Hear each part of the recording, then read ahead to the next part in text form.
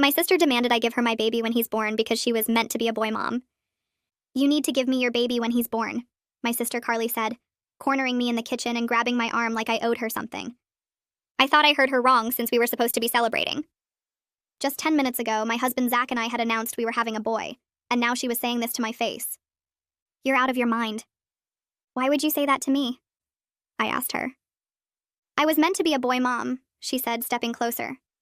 I've been dreaming about it since I was a little girl. The mother-son bond, little league games, all of it. I didn't understand what that had to do with me, and then she said it. Instead, I got stuck with a disgusting daughter who ruined my life. She said it like she was talking about a piece of furniture she regretted buying, not her 14-year-old daughter. That's your child, Carly, I said, but she wasn't listening. She gripped my arm tighter and looked at me with these crazy eyes. You have a husband. You can try again, she said. Don't you see Enid? This is a miracle. I was meant to have your baby boy. I took her hand off of me. I'm not giving you my son just because you hate your child.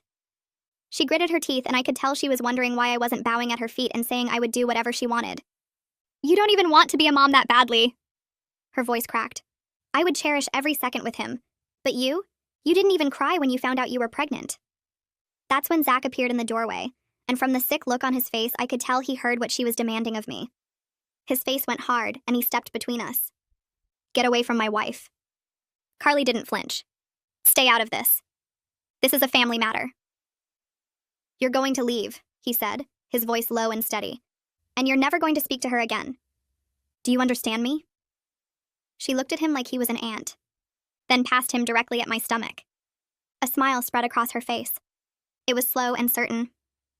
You can say no all you want, she said. Doesn't change what's coming. She turned and walked out with confidence, like she already knew how this was going to end. Zach grabbed my hand before I could follow her out. We need to leave, he said. Right now. But I shook my head. That's what she wants.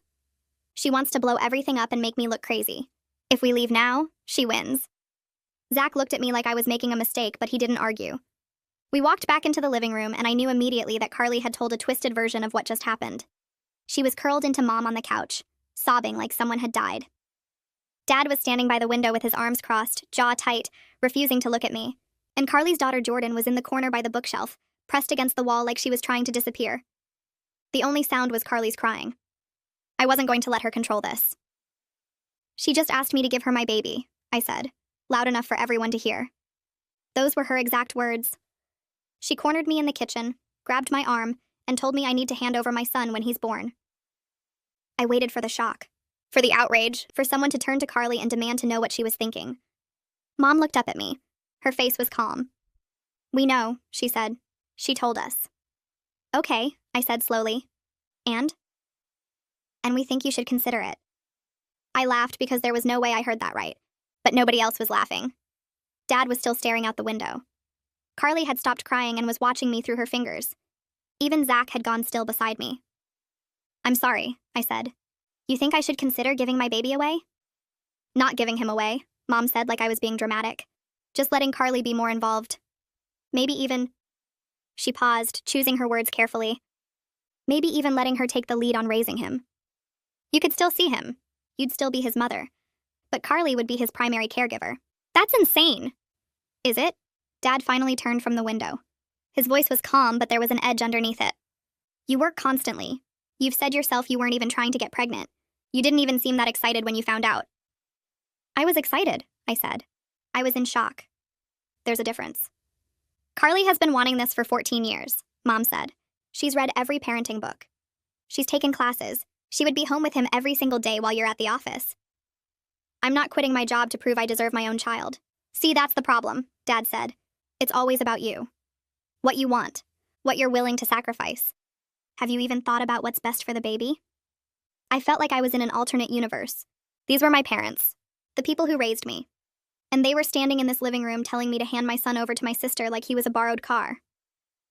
What's best for the baby, I said slowly, is being raised by his actual mother. Not by someone who... I stopped. I looked at Jordan, still frozen in the corner. She was staring at the floor, but I could see her hands trembling slightly at her sides. Not by someone who what? Carly said, sitting up now. The tears were gone. Her voice was sharp. Go ahead. Finish that sentence. Not by someone who calls her own daughter disgusting. The room went dead silent. Jordan's head snapped up. Her eyes met mine for just a second, and I saw something flash across her face. Surprise. Like she couldn't believe someone had actually said it out loud. That's not... Mom started. She said it to my face. I cut her off. Just now in the kitchen. She called Jordan a disgusting daughter who ruined her life. Those were her exact words. And you're telling me to give her another child? I looked at Jordan again. She was watching Carly now, waiting to see how she would spin it. I'd seen that look before on other people, the look of someone who's been gaslit so many times they've stopped expecting anyone to believe them. Carly, Dad said slowly, is that true? For a split second, I saw something change in his face. Doubt, maybe even concern. Like for once he wasn't sure whose side to take. Carly saw it too. She burst into fresh tears. I was upset, she wailed. You don't understand what it's been like for me. 14 years of doing this alone. 14 years of wishing things were different and watching everyone else get what I wanted. She grabbed Mom's arm. I didn't mean it like that. Jordan knows I love her. Tell them, Jordan. Tell them I'm a good mother. Every head in the room turned to Jordan. She was 14 years old and suddenly the entire weight of the room was on her shoulders. I watched her face cycle through emotions. Fear, exhaustion, something that looked like hope dying before it could fully form. She's a good mother, Jordan said quietly. Her voice was flat, rehearsed, like she'd said it 1,000 times before. Mom relaxed. Dad's face smoothed over. That was all it took for the moment of doubt to disappear. See? Carly wiped her eyes. Jordan understands. We have our difficult moments, but we love each other. I felt something twist in my stomach. You just made her lie for you. Right in front of all of us. She's not lying. She's telling the truth. She's scared of you. I looked at my parents. Can't you see that? She's standing in the corner shaking, and you're acting like everything's fine. Families are complicated, Mom said. You'll understand when you're a mother. I understand right now. I understand that you're watching a child get manipulated in real time, and you don't care because it's easier to believe Carly than to admit something's wrong. Don't talk about my daughter, Carly snapped. Someone has to. I was shaking now. You called her disgusting. You told me she ruined your life, and now you're using her as a prop to prove you're a good person. What kind of mother does that? The kind who's been doing it alone for 14 years. Carly was standing now. While you got everything handed to you. The husband, the career, the baby boy. And what do I get? Nothing. That's enough, Dad said. His voice was cold. Final. Enid, I think you and Zach should leave. Gladly. I grabbed my purse. But I'm telling you right now, I'm not giving her my son. Not now. Not ever. Mom stood up. If you walk out that door, there will be consequences. What consequences? We have rights as grandparents. If we decide that baby isn't being properly cared for. Are you threatening us? Zach finally spoke. His voice was quiet but hard. Because that's what it sounds like. We're expressing concern, Dad said. Concern? Zach stepped forward. Your daughter just asked for our baby. Your other daughter made a child lie to protect her. And you're concerned about us? Nobody answered. Carly was staring at me with that same cold smile from the kitchen. Like this was all going exactly how she wanted. We're done, I said. I looked at Jordan one more time. She was watching me with this look I couldn't forget, like she'd been drowning for years and someone had finally noticed. I'm sorry, I said to her. Then I grabbed Zach's hand and we walked out the door. I can't even wrap my head around what just happened. My own mother looked me in the eye and asked if giving away my baby would really be that bad. My father wouldn't even look at me. And Carly just sat there crying like she was the one being attacked. I defended her daughter, and somehow I'm the villain? I'm done being the reasonable one. Done explaining myself to people who already made up their minds. Carly wanted a war. She's about to find out I don't lose. I thought I was ready for whatever she threw at me. Then I came home from my doctor's appointment and found the front door open. I ran inside and stopped dead. Carly was straddling Zach on the couch, her hands pressed against his chest, her face inches from his. He was struggling underneath her. You could fix everything right now, she was saying. Just say yes. I didn't hesitate to grab a fistful of her hair and yank her backward as hard as I could. It was like I had been wanting to do that. She flew off of him and hit the floor. For a second, she just lay there gasping. Then she looked up at me. You bitch. She scrambled to her feet and came at me, but Zach was already up, shoving her back. He wanted it, she screamed, clawing at the air trying to get past him. He was going to say yes. I saw it in his face. Get out, I said.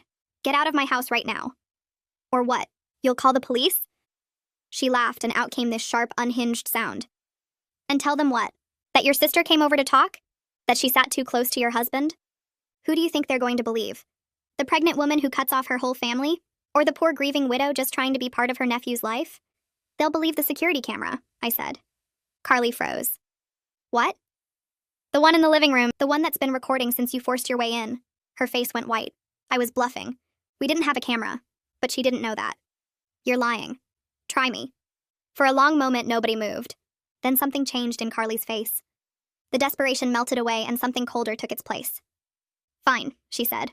Her voice was too calm now, too steady. You want to play it this way? We can play it this way. She straightened her shirt and smoothed down her hair. But that baby is mine, Enid. And one way or another, I'm going to get what I deserve. She walked toward the door, then stopped, turned back. You can't watch them forever. Then she was gone. Zach sank onto the couch and put his head in his hands. He was shaking. I sat down next to him and put my hand on his back. The adrenaline was starting to fade and I could feel my own hands trembling. I had just walked in on my sister trying to assault my husband. That sentence didn't even make sense in my head. It sounded like something from a crime documentary, not my actual life. What happened here? I carefully asked, making sure he knew I wasn't accusing him of anything. He didn't answer right away. He just sat there with his head in his hands, breathing hard like he'd just run a marathon. I rubbed small circles on his back and waited. I wasn't going to push him. She knocked on the door, he said, his voice barely above a whisper. I looked through the window and saw it was her. I wasn't going to open it, but she kept knocking, kept calling my name, said she just wanted to apologize, that she felt terrible about dinner and wanted to make things right. He took a shaky breath. I opened the door to tell her to leave. That's it.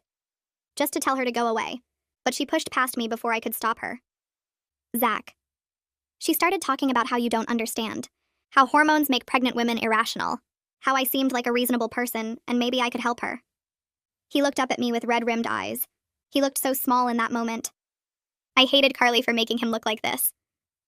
I kept telling her to get out. I kept moving toward my phone to call you, but every time I moved, she moved with me, cutting me off, getting closer. His voice cracked. And then she started talking about how I gave you a boy. How that meant I had something special, strong genes, and how it would be such a waste to only use them once. He stopped talking and stared at the floor. His hands were clasped together so tight his knuckles had gone white. She touched my arm. I pulled away. She grabbed my shirt. I tried to push her off, but she just kept coming. She shoved me onto the couch, and before I could get up, she was on top of me, and... He stopped, swallowed hard. I couldn't get her off. I was trying not to hurt her because she's your sister, and I didn't know what to do, and she just kept saying she wanted me to get her pregnant. His voice was hoarse. That I could give her a boy like I gave you. No one would have to know. He couldn't look at me. He was staring at the carpet like he was ashamed. Like any of this was his fault. I pulled him into me and held him as tight as I could. It's not your fault, I said. Do you hear me? None of this is your fault. I should have never opened the door. You couldn't have known. You couldn't have known she would do something like this. But I did open it. His voice broke. I let her in and she... Hey! I pulled back and took his face in my hands, making him look at me. His eyes were wet. You did nothing wrong. She forced her way in. She wouldn't leave. She attacked you. That's on her, not you. Do you understand me? He didn't say anything. He just looked at me with this expression that made my heart shatter.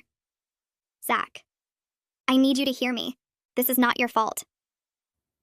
I feel like I should have been able to stop her. She caught you off guard.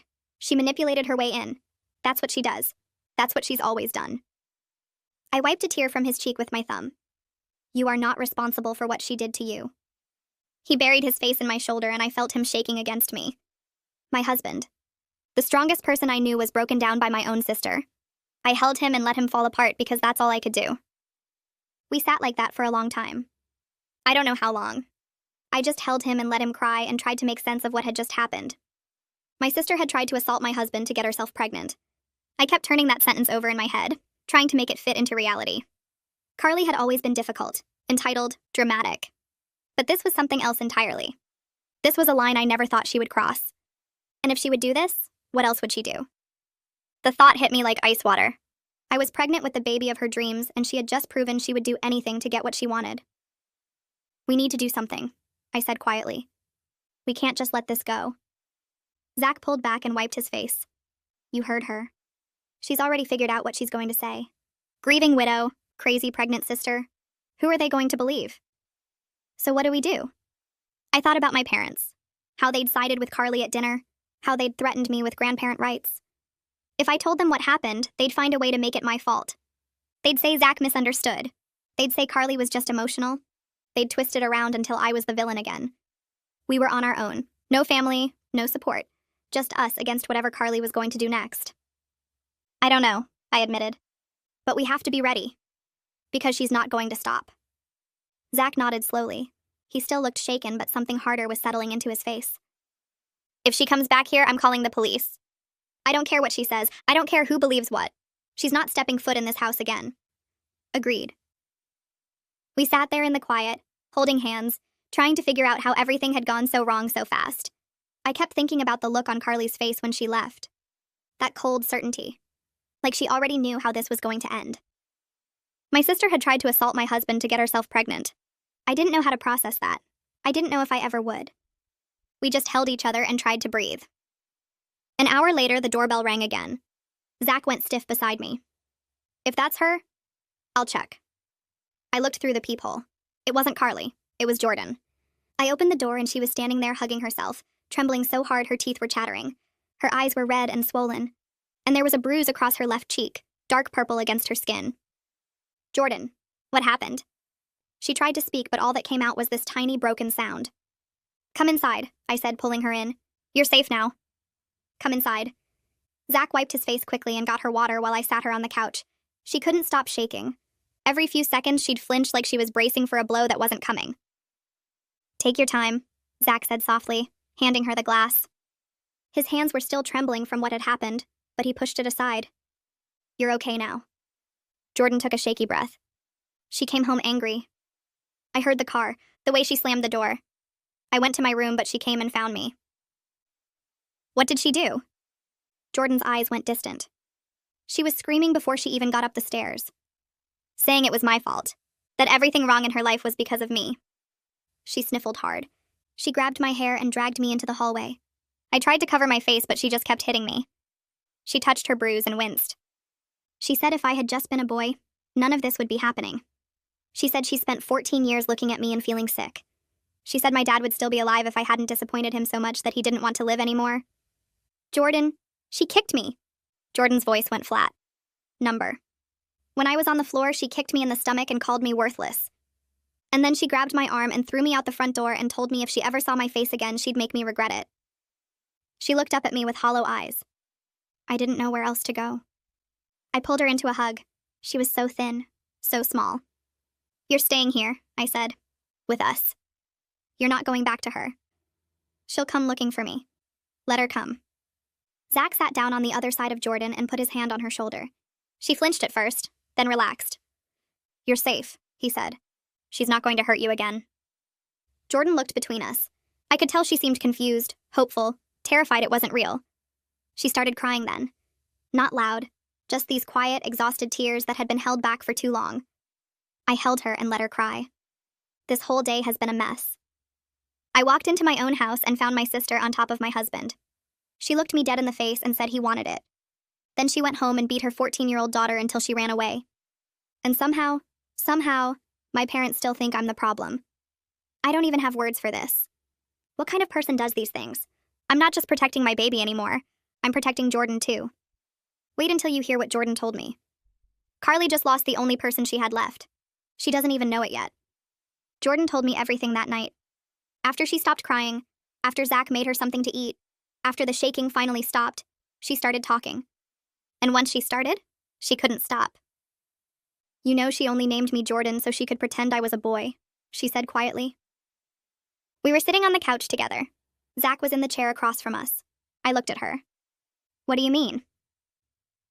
When she was pregnant with me, she was so sure I was going to be a boy.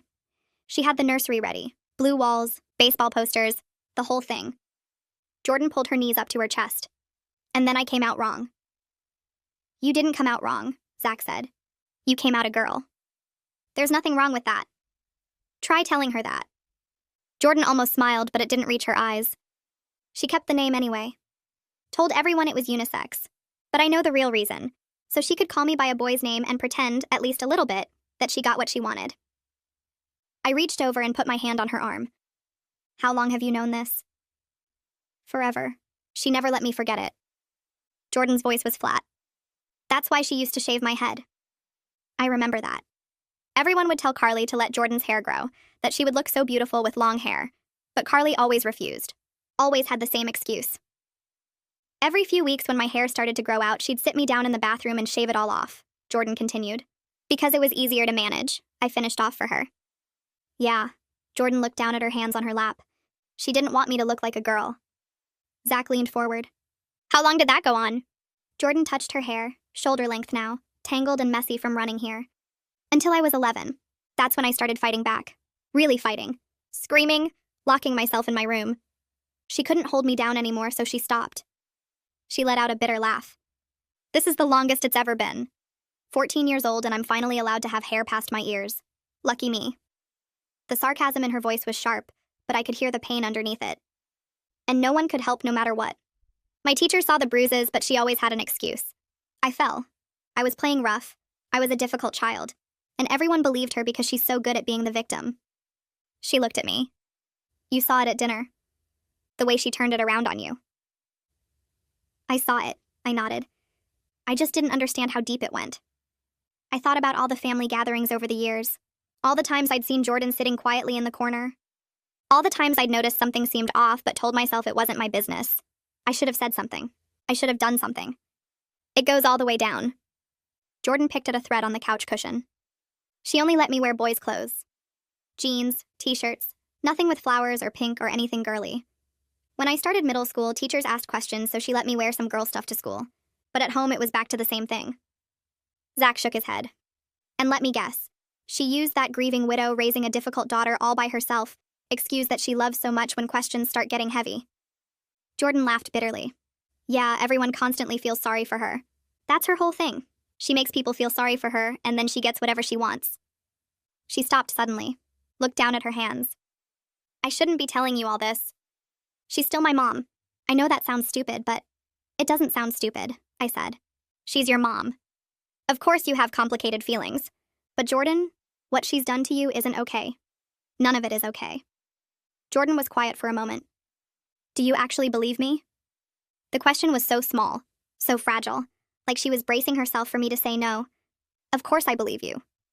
Because no one ever does. I've tried telling people before, and they always... I believe you, I said again, firmer this time. Every word. Zach moved from the chair to sit on Jordan's other side. She flinched at first, but didn't pull away. I believe you too, he said quietly. And I know what she's capable of.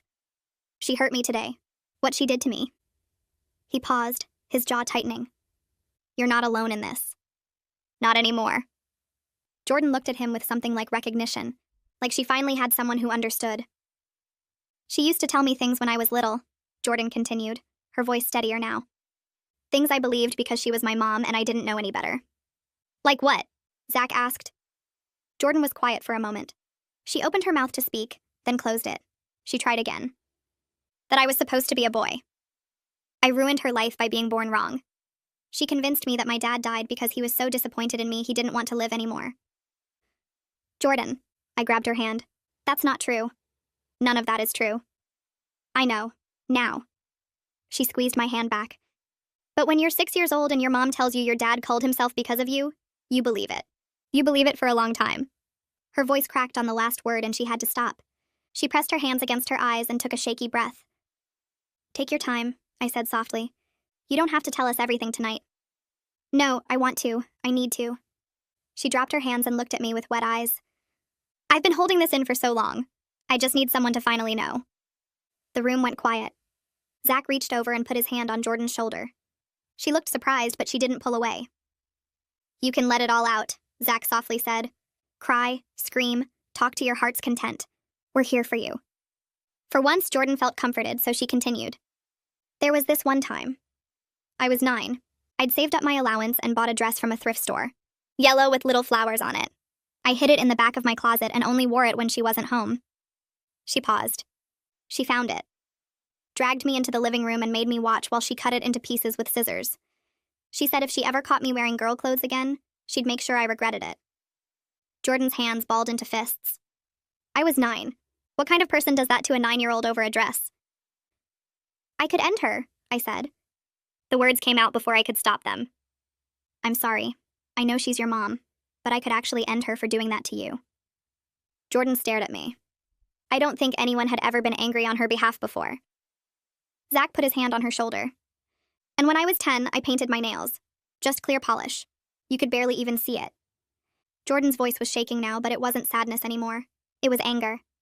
She locked me outside, in November, all night. I was in my pajamas and I thought I was going to die, and the next morning she let me back in and acted like nothing happened. As if I really deserved to be punished like that. She stood up suddenly and started pacing. 14 years. 14 years of this, and everyone just looked the other way. Teachers, Grandma and Grandpa. Everyone. She was shaking with rage now. I spent my whole life thinking I just had to survive until I could leave. But you know what? I'm done being quiet. She's always been the problem, and everyone just let her get away with it. I wiped my eyes. I hadn't even realized I was crying. I stood up and pulled her into a hug. She resisted for a second, still vibrating with anger, then collapsed into me. We stood there for a long moment. I could feel her shaking against me. All that rage slowly draining out of her until there was nothing left but exhaustion. You're not going to send me back, are you? Her voice was muffled against my shoulder, small, scared. Never. Promise? I promise. You're staying here, with us, for as long as you want. She held on tighter. There's something else, Jordan said into my shoulder. Something you need to know about your baby. I pulled back. What about him? When you announced you were having a boy, she went quiet. You probably noticed. Everyone else was celebrating, but she just sat there staring at you. I nodded. I remembered. That night, she came into my room. She wasn't angry. That was the scary part. She was always angry. But this time she was calm, almost happy. Jordan's jaw tightened. She said that's my second chance. That baby is going to fix everything. What does that mean? Zach jolted up at that. She's been planning this. For months. She has a nursery set up in the spare room. Blue walls, a crib, clothes, toys, everything. Jordan looked between us. She has a name picked out. She talks about him like he's already hers. I felt cold all over.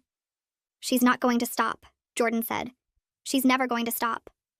She's been waiting her whole life for a boy, and now she thinks she's finally going to get one. She doesn't care what she has to do.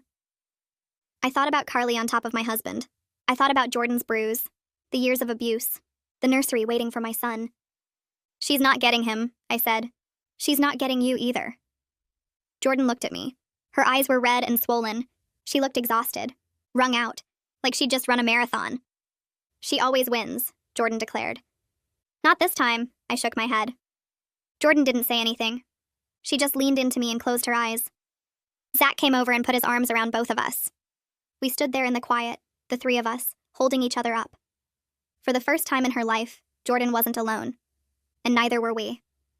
Jordan stayed over and slept in our guest room. I sat on the bed next to Zach, wondering how we were going to keep our baby safe from my crazy sister. He was coming any day now. But I'm not scared of her anymore. I'm angry. Angry for Jordan, for Zach, for myself. Let me tell you what happened just days after I gave birth. You're not going to believe this. Finally, my baby boy was born. He was healthy and perfect. I held him in my arms, and for a moment I forgot about everything else. I just looked at my son and felt something I'd never felt before. Like I would do anything to protect him. Anything.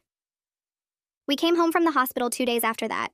Jordan was still staying with us. She helped with the baby while Zach and I tried to figure out how to function on no sleep. Those first few days were a blur of feedings and diaper changes and exhaustion so deep it felt like drowning. And on top of that, I was on guard all the time. I kept waiting for Carly to show up, to call, to do something. But there was nothing. No contact from her. No contact from my parents. Just silence. Part of me wanted to believe it was over. That she'd finally given up. But Jordan's words kept echoing in my head. She's not going to stop. She's never going to stop. She's been waiting her whole life for a boy. By the 5th night home, I was so tired I could barely see straight. Zach was the same. Even Jordan looked exhausted from helping us around the clock. That night, we all went to bed early. My baby was in his nursery down the hall. I had the monitor on my nightstand, volume all the way up. I remember thinking I should stay awake. I should watch. But my body wouldn't cooperate. I was asleep before my head hit the pillow. I don't know how long I was out before Jordan was shaking me awake. Enid. Her voice was urgent, scared. Enid, wake up. I opened my eyes and the room was dark. Jordan was standing over me, her face pale. What's wrong? I asked, still half asleep. I heard something. A door. I think someone's in the house. Zach was already sitting up beside me. What? I heard the front door, Jordan said. I'm sure of it. We all went quiet, listening. And then we heard it. The baby crying, then stopping. Then the sound of footsteps moving fast. Then the front door closing. I was out of bed before I knew I was moving. I ran down the hall to the nursery and threw open the door. The crib was empty. My son was gone. For a second, I couldn't breathe. I couldn't think. I just stood there staring at the empty space where my baby was supposed to be. This wasn't happening. This couldn't be happening. Then Zach was rushing past me, running for the front door. Call 911! He yelled over his shoulder. I tried to follow, but my body wouldn't cooperate. I'd given birth 5 days ago. Everything still hurt. I was slow and clumsy, and by the time I got to the hallway, Jordan was there, grabbing my arm, helping me move. Give me your phone, I said. She handed it over, and I dialed 911 as we moved toward the front door. 911, what's your emergency? My sister took my baby. My voice was shaking so bad I could barely get the words out. She broke into my house and took my baby. She's in front of my house right now. Please hurry. I gave them the address and hung up. We made it outside and I saw them. Carly was halfway down the driveway, my son in her arms. She was moving fast, almost running, clutching him against her chest. And she was talking to him. I could hear his crying and her voice carrying in the night air. It's okay, baby. Mommy's here. Mommy's got you now. Everything's going to be okay. We're going home. Something inside me snapped. That was my son. She was calling herself his mother. Zach caught up to her first. He grabbed her arm and spun her around. Give me my son. Carly's face was wild. Her eyes were huge and darting everywhere, and she looked like she hadn't slept in days. He's not yours, she said. He was never yours. He's mine. He's always been mine. Give him to me right now. No. She pulled away from him, clutching the baby tighter. He started screaming, this high-pitched wail that cut through the night. You don't understand? None of you understand. I've been waiting my whole life for him. He's my second chance. He's going to fix everything. Zach grabbed her arm again, harder this time. Let go of my son. He's not your son. Carly tried to twist away, but Zach held on. They were struggling now, both of them pulling, the baby screaming between them, both trying to be so careful to not hurt him. I finally reached them. Jordan was right behind me, still holding my arm, keeping me upright. Every step hurt, but I didn't care. I would crawl if I had to. Carly, stop! I screamed. Give him back! Carly looked at me, and something in her face shifted. The desperation melted into pure hatred. You, she spat. You don't deserve him. You never wanted him. You can't take care of him like I can. I've been preparing for him. I have a nursery. I have a name. I have everything ready. And you think you can just keep him from me? I won't let you. He's my son. He's my second chance. She was screaming now, spit flying from her mouth. Do you know what it's been like? 14 years of looking at her. She jerked her head toward Jordan. And being reminded every single day of what I didn't get. 14 years of watching everyone else have what I deserved. And then you, my own sister. You get pregnant by accident and it's a boy and you don't even appreciate it. I lunged for her. I didn't think about it. I just moved. I grabbed at the baby, trying to pull him from her arms.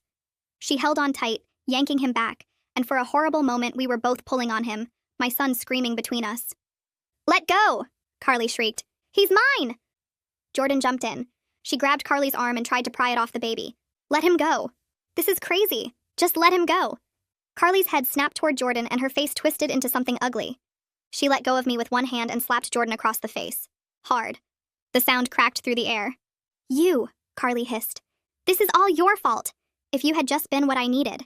If you had just been a boy. 14 years of disappointment. 14 years of looking at you and feeling sick. And now you're trying to take this from me too? Jordan didn't back down. She grabbed Carly's arm again, harder this time. I'm not letting you do this. Get off me! Carly tried to shake her loose, but Jordan held on. And in that moment of distraction, Zach moved.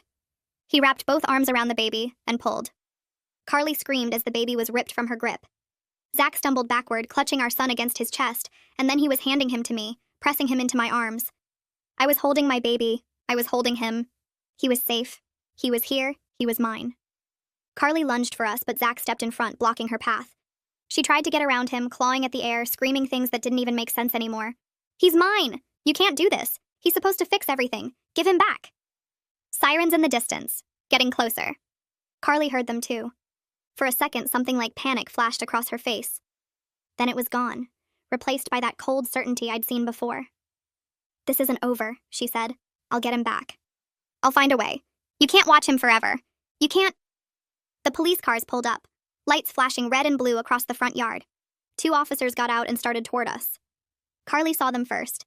She straightened up, wiped her face, and something shifted in her expression. The crazy melted away, and suddenly she looked like a scared, concerned mother. Officers! Thank God you're here. She pointed at me. That's her! She broke into my house and she's trying to take my baby. I was shocked and offended all at once. What? She's been threatening me for months, Carly continued, her voice shaking with fake tears. She's obsessed with my son. She thinks he belongs to her. I don't know what's wrong with her, but please, please help me get my baby back. The officers looked at her, then at me. I was standing there in my pajamas, hair a mess, still bleeding from giving birth 5 days ago, holding a screaming newborn. That's not true, I said. She's lying. This is my baby. She broke into my house.